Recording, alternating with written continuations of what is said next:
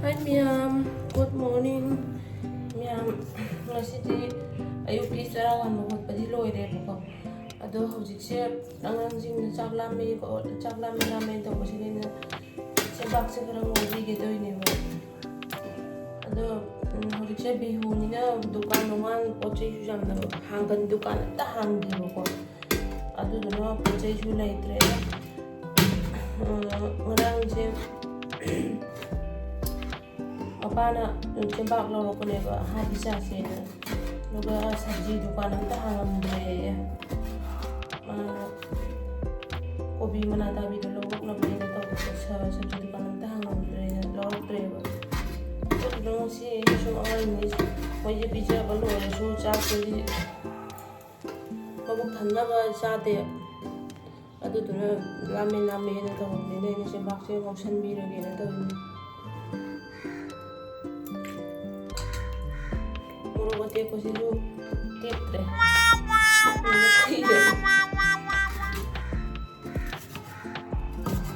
Murugate jangan apa ba.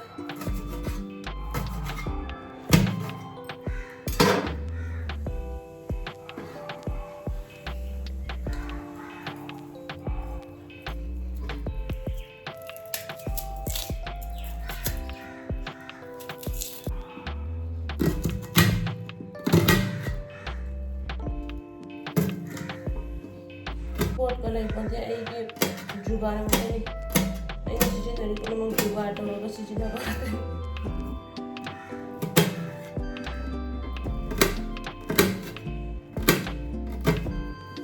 Siapa lori mem, yang nabi kita sudah dah, sum, tak salah bayi, cepat sampai ke hujung. Mem cembak su samte hauji thong ba horasi adudi miyam haja ga bisu semba loirabnina thong ba ngau ba horasi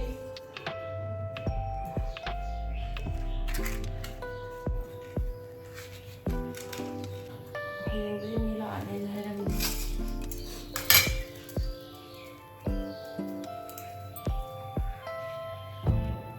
tandoori ba bandiru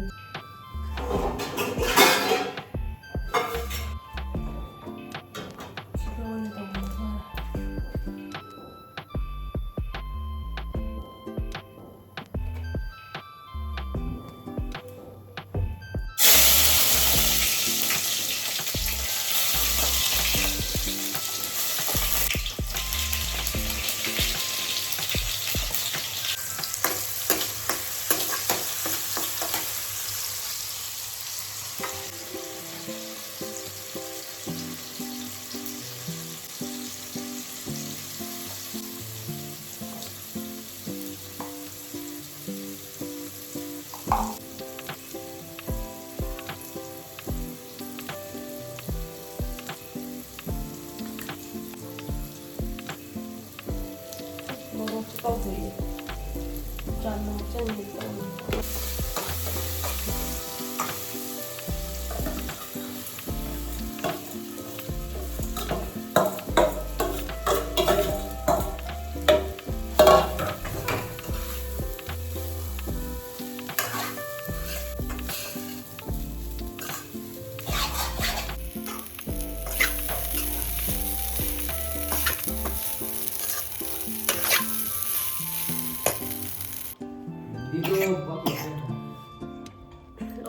Lo để sao đi? Nó có được bánh, nó có được bánh. Nó có hao với gì đi? Nó hao với nhau.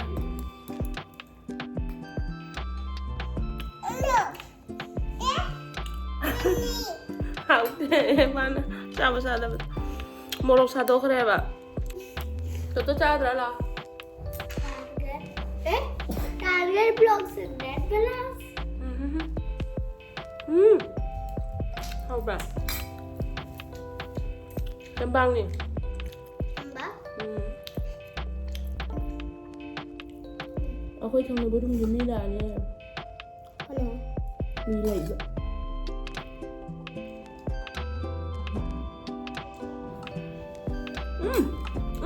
Nó ngon rồi.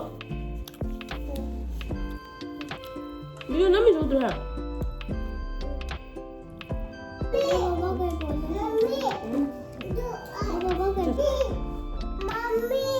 I know. Cha ra. Thế thì tôi đi một sáu ba mình.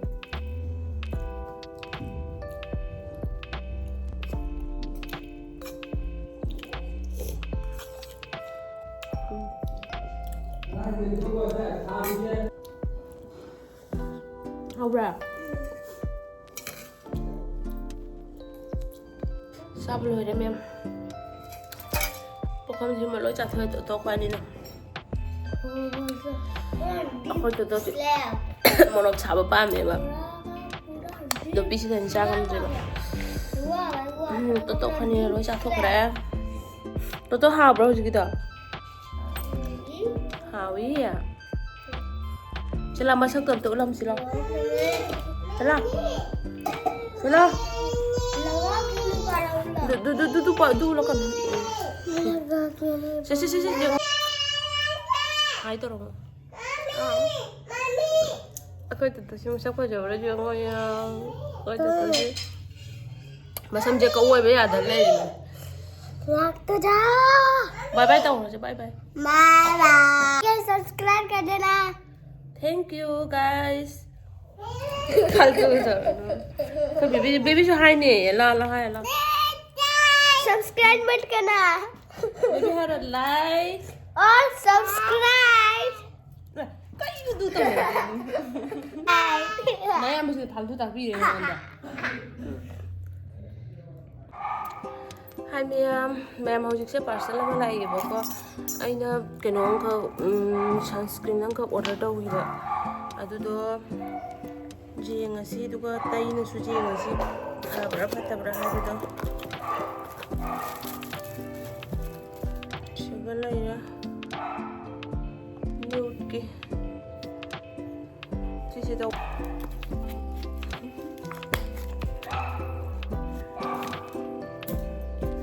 Kifo apa ini nak?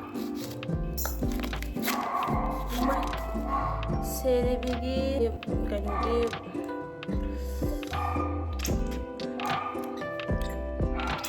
yes oil tu sisi ni berarti di mai sih kak ulang mai tahu lo ke krim tadi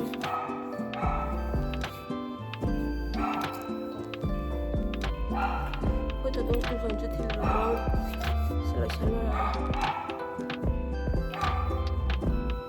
mỗi cái kìm ra tay cái gì này cả nào cũng được vậy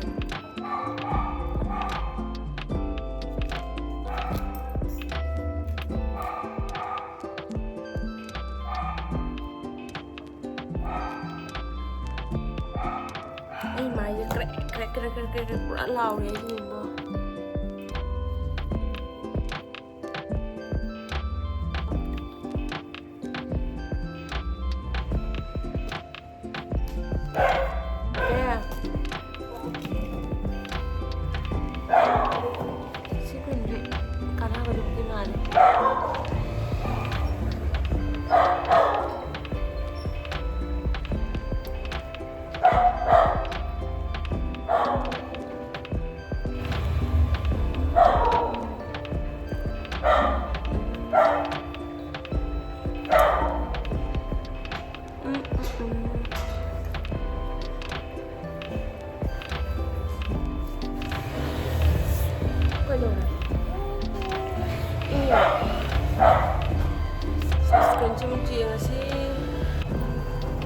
năng nào đấy krim mà masih bay rồi chẳng không tay như chị người làm tay rồi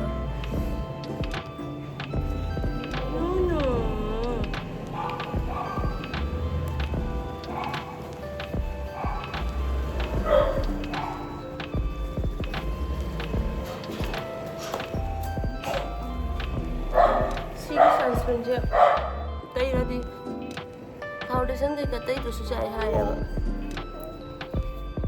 cũng ngon thôi em mà cái white cast cái cả lại bự số này thế bạn phải đi vào mà để 야래.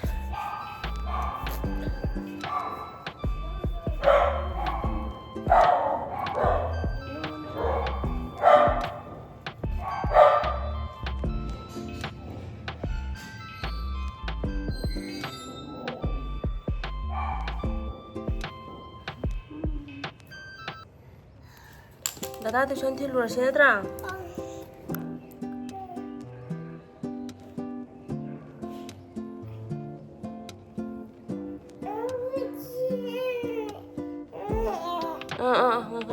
Okay चल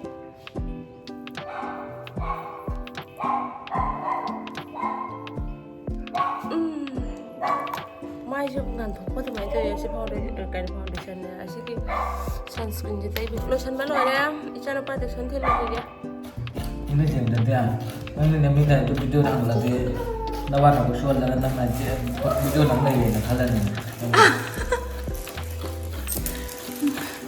nang sa tu ni na khola le na onda to bagai thak khol la gaya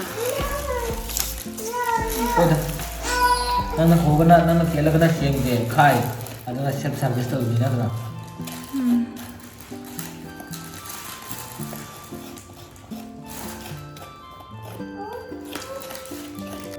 Ama sih nangko itu terus kalau nggak kerja nggak dulu ntar dari itu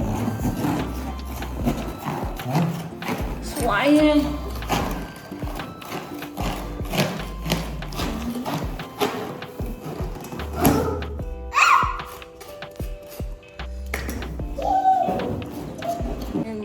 thằng này lúc không thấy thôi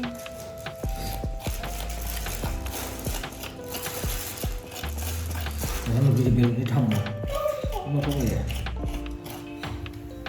Oh. Aha.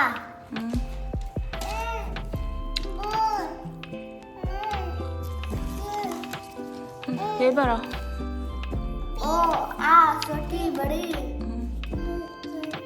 Oh, aha.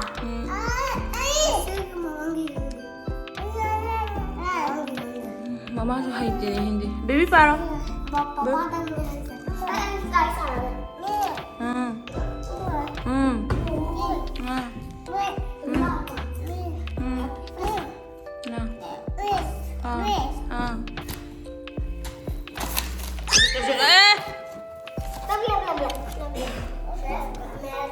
lo hara